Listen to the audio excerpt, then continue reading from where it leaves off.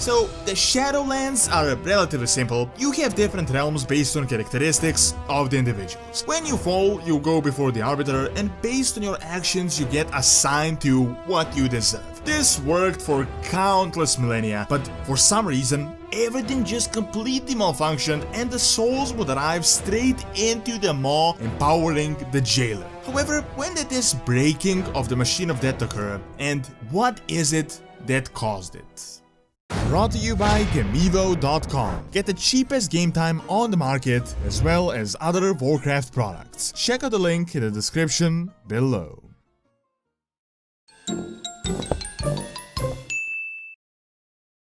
So, all of the different realms have anima, which is soul energy, and it is literally their lifeblood. The Arbiter would decide, and generally, he would direct the souls sort of equally to the corners of the Shadowlands. Well, since the Arbiter was essentially put to sleep and is dormant, recently all souls have been going straight into the Maw. The Maw is the realm where all of the irredeemable souls go to, and literally the worst places to be at, the home to the jailer. So now all the anima is going to the jailer, and the jailer essentially hired an agent Sylvanas and who knows who else to cause as much death as possible to make him even more powerful, as now that the seal is broken, let's get as much power as we can. In turn, this completely messes up the balance in the rest of the realms, as they're now receiving no souls anymore, and they have to either pick up any bits and pieces they can find and even sacrifice what they already have. Essentially, the other realms are dying as the Maw is consuming them all, and it isn't even slowly at this point in time. My thoughts are that the Machine of Death never really broke, and it was more like this dam that was hit so many times that eventually it just burst and messed everything up, and the jailer has been having a go at this dam for thousands and thousands of years. The first major problem that we know at least was the creation of the Lich King, the entire undead thing that was completely unnatural, getting armor from the jailer as well as his power. Then,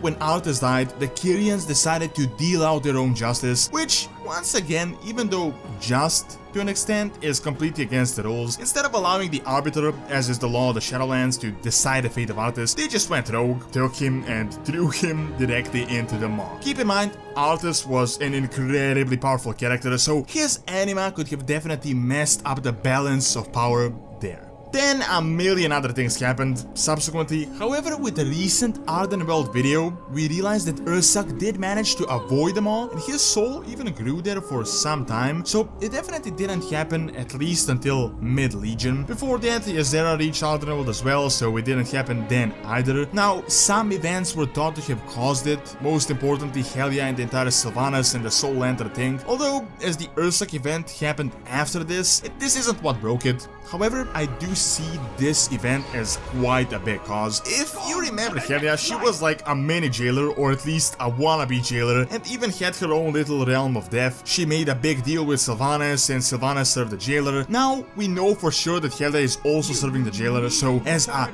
dead goddess herself, when we defeated Helya, she could have gone in front of the Arbiter, done something to mess up with the Arbiter, or at least loosen just one more screw that was needed. Additionally, Argus was defeated at the end of Legion, the Titan of Death, and this was literally the engine of the entire Burning Legion, so you might imagine what sort of anima or balance issue this death might cause. This is just on a whole different level. Related to this, Sargeras also plunged his sword, and we used the artifacts to cleanse the poison, specifically reforged Frostmourne that is related to the jailer, so this might have somehow connected his power to the sword. An additional interesting theory is that it could also be Gul'dan and the alternate realities, as not only did the alternate realities mess up Warcraft lore in general, but they could have also messed up with the Shadowlands, as the Arbiter judged Gul'dan once in the past, but then he returned once again and was doing even worse stuff, but this was an alternate one, so this copy of a soul could have been like a bug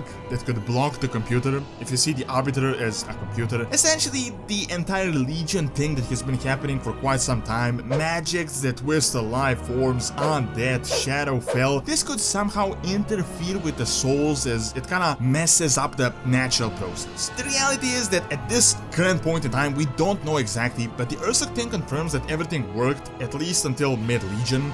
Furthermore, it is entirely possible that something happened within the Shadowlands that we're yet to find out, and that we on Azeroth are really not as important as we think, and that all the events that occurred could just have tipped the scales a bit. It would be like 5% of what was happening in the past. If the Dreadlord spoiler lore is confirmed, it might seem like the Jailer has been plotting this for tens and tens of thousands of years, and now, finally, the chips are falling in his favor and his plan is coming to fruition. What else is going on behind the scenes, we'll have to find out when the expansion is released and as it progresses, but it is 100% certain that this entire Shadowlands engine thing is a really urgent matter. Thank you for watching. Check out the top 10 most powerful paladins by clicking on the screen, and check out Dawn's Academy for videos on real world history and science. See you next time.